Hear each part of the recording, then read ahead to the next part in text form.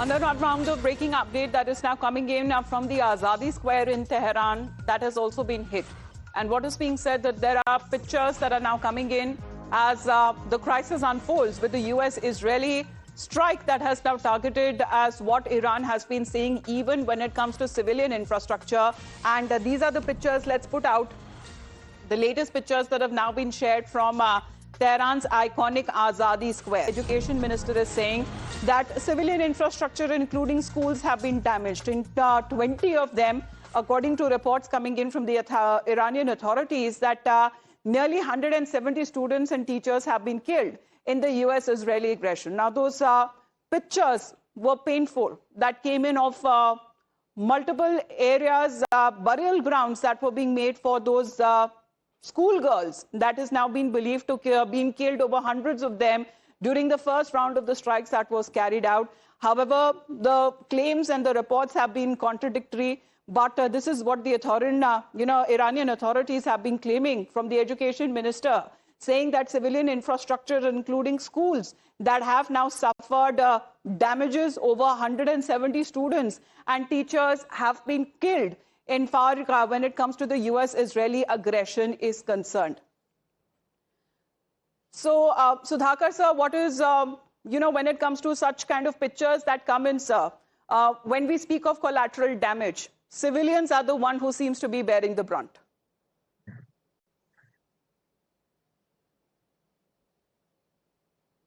Major General Sudhakar sir? Is that question to me? Yes, sir. Yes, sir. Can you repeat the question? Good morning to you. Good morning, sir. Because we were just getting these pictures, sir, because this is painful. And from a, human point of view, the collateral damage that has now been incurred is the civilians, sir. The education minister there in Iran has been claiming that more than 20 schools have been damaged. Over 70 school girls and children and teachers have been killed.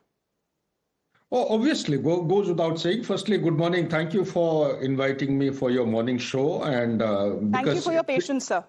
No issue. You're always welcome. You see, what we are missing, I have been there in international multimedia platforms for past 3-4 days. We are missing the woods for the tree. The larger picture, nobody is actually understanding, nor is trying to explain. What is the larger picture at the global level, at the regional level, and at the national or the Iran or the local level? So I'll come specifically to the question which you have asked. It's definitely ugly.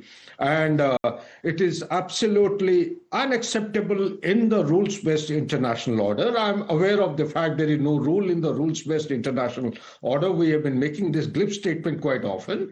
And loss of these girl students particularly, you are saying 25 or whatever figure. I have got the latest figure of almost 167. I don't know whether it is correct or not.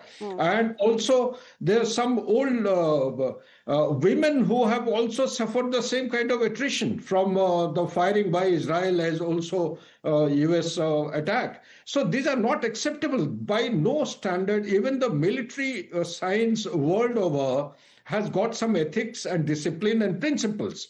I personally feel that much against the complexity which was being navigated by very deft handling by means of diplomacy and dialogue, on one hand, the negotiations had headed and reached a very conclusive kind of a conclusion, favorable conclusion, acceptable to all the stakeholders.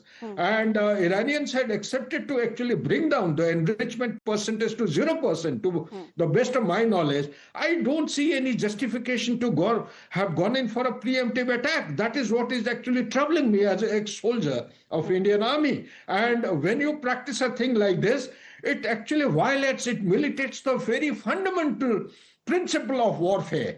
Even if I know I'm not siding Iran, I'm not siding with the terrorism, I'm dead against all the things, but there has to be some method in madness. For 60 seconds, you write off the supreme leader and 49 important top-class leaders of Iran. That is what is actually troubling me. I have not been able to... Well, the justification, sir, that is coming in from the Trump administration saying that the threat was imminent. If they wouldn't have launched, then if US and Israel wouldn't have launched these strikes, then Iran would have been the first one to attack them.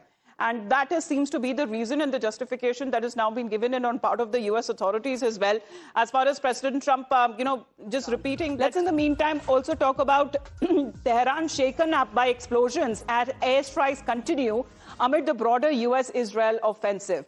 Now, this seems to be more pictures that have now come in from Iran because blinding the enemy, that seems to be as far as when it comes to going after the radars, the air defense missile systems on part of Israeli authorities. Mainly, this is IDF that has been sharing multiple videos because this is the sustained aerial assault that has now been continued on part of the IDF. So complete obliteration, annihilation and elimination, that seems to be the main objective, that the IDF seems to be going all out on multiple fronts because they are just not fighting with Iran being their enemy, but their proxies as well. They've opened up multiple fronts, even when it comes to Lebanon.